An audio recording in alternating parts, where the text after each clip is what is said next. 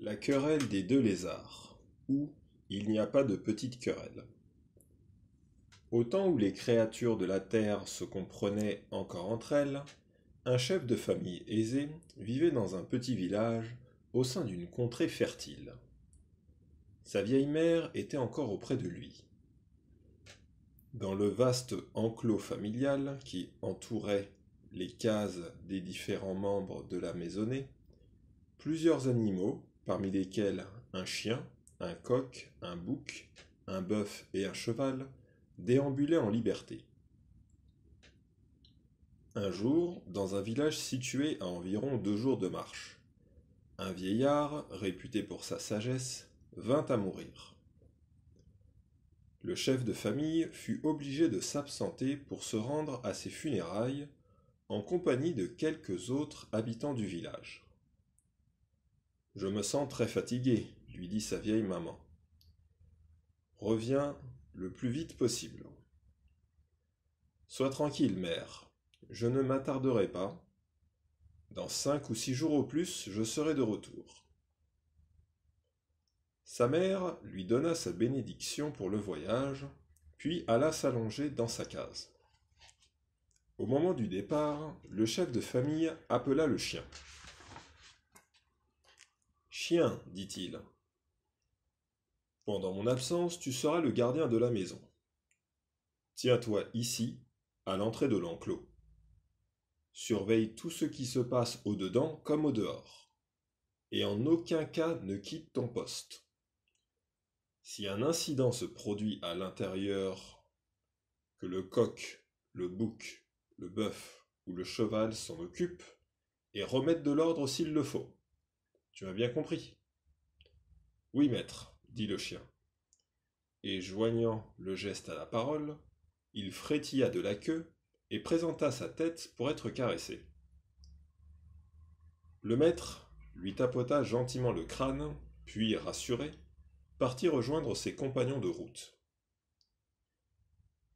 2 jours après son départ, un matin de très bonne heure, alors que les premiers rayons du soleil commençaient à peine à dorer le toit des cases, le chien perçut un bruit étrange qui semblait venir de la case de la vieille maman.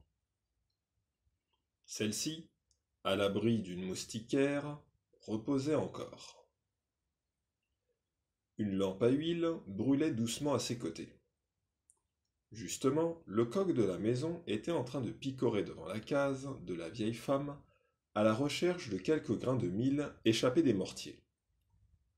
Coq, coq, appela le chien. Que me veux-tu, chien? Quel est ce bruit qui semble venir de la case où repose la mère du maître? Ce sont 2 lézards qui se battent, accrochés au plafond de la case. Voilà déjà un bon moment qu'ils se disputent, le cadavre d'une mouche morte. Je t'en prie, coq, va leur demander de cesser leur lutte.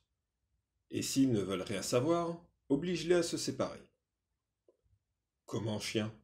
S'indigna le coq, la crête frémissante.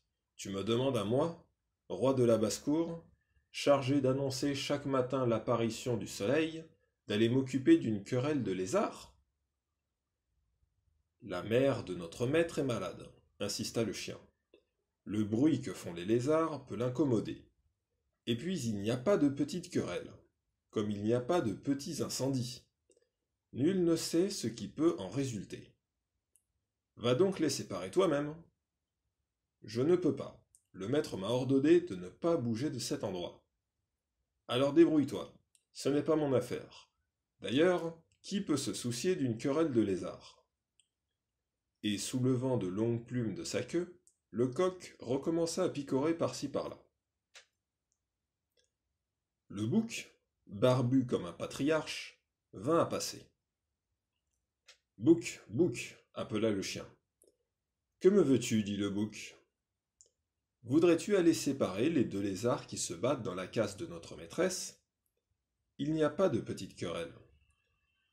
Pour qui me prends-tu? Chevrota le bouc. C'est bien à moi que tu t'adresses? Moi, le maître incontesté de toute une maisonnée de chèvres? Alors que le coq lui-même n'a pas voulu s'occuper de cette affaire? Si cette bagarre te gêne, Pourquoi ne pas t'en occuper toi-même? J'ai reçu l'ordre du maître de ne pas quitter la porte durant toute son absence. Eh bien, reste à la porte, laisse-nous en paix, et laisse les lézards à leur querelle. Tout ce qui peut leur arriver, c'est de tomber et de se fracasser la tête sur le sol. Et ce sera bien fait pour eux. Jamais guerre de lézards n'a nui à personne. Une querelle de lézards, vraiment. Et relevant dédaigneusement sa barbiche, le bouc s'éloigna. Pendant ce temps, les deux lézards continuaient de s'entremêler, de se mordiller, de se donner des coups de patte et de pousser des crachotements furieux. Inquiet, le chien appela le bœuf qui ruminait tranquillement dans un coin de la cour. Bœuf, bœuf, que me veux-tu? Mugit le bœuf, sans doute dérangé dans quelque rêve agréable. Deux lézards se battent dans la case de notre maîtresse. Voudrais-tu aller les séparer? Aucune querelle n'est petite. Nul ne sait ce qui peut en résulter. Une querelle de lézards, s'esclaffa le bœuf.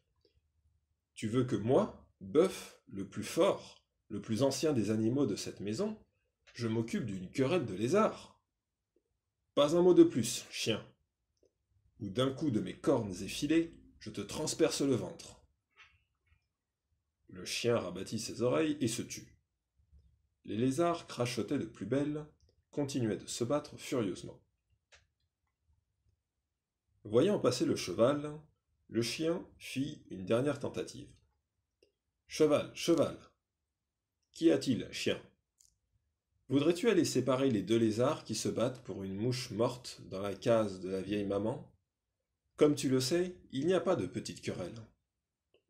Vraiment, chien, hennit le cheval. Tu as une bien mauvaise opinion de moi. Quand le coq, le bouc et le bœuf ont refusé de s'occuper de cette affaire ridicule, tu veux que ce soit moi, le plus noble des animaux, un pur sang consacré uniquement à la course, qui aille s'en occuper? Que veux-tu que cela me fasse à moi, une querelle de lézard pour une mouche morte? Va donc t'en occuper toi-même. Je ne peux pas, dit le chien. J'ai reçu l'ordre de ne pas quitter mon poste. Eh bien, reste-y, et laisse-nous en paix. Jamais guerre de lézard n'a gêné personne. Et secouant sa crinière, le cheval s'éloigna à son tour.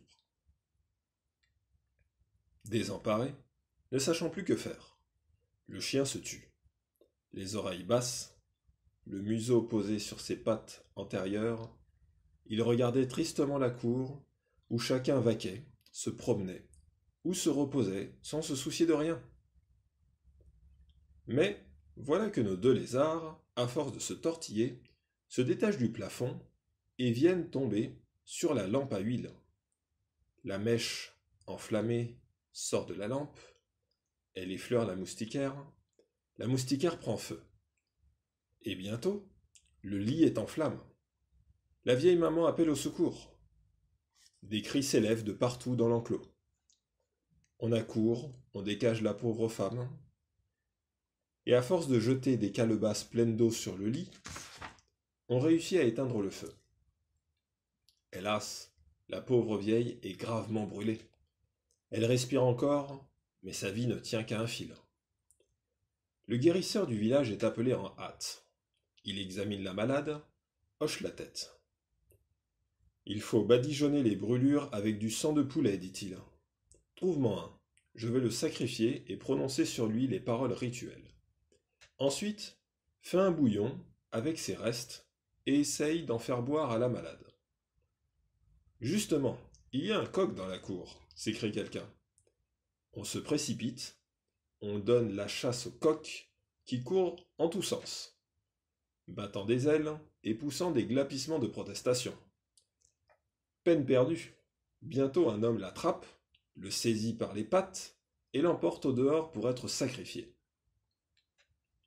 Comme il passe devant le chien, pendu par les pattes et la tête ballottante, la voix tout enrouée à force d'avoir crié. Le coq gémit.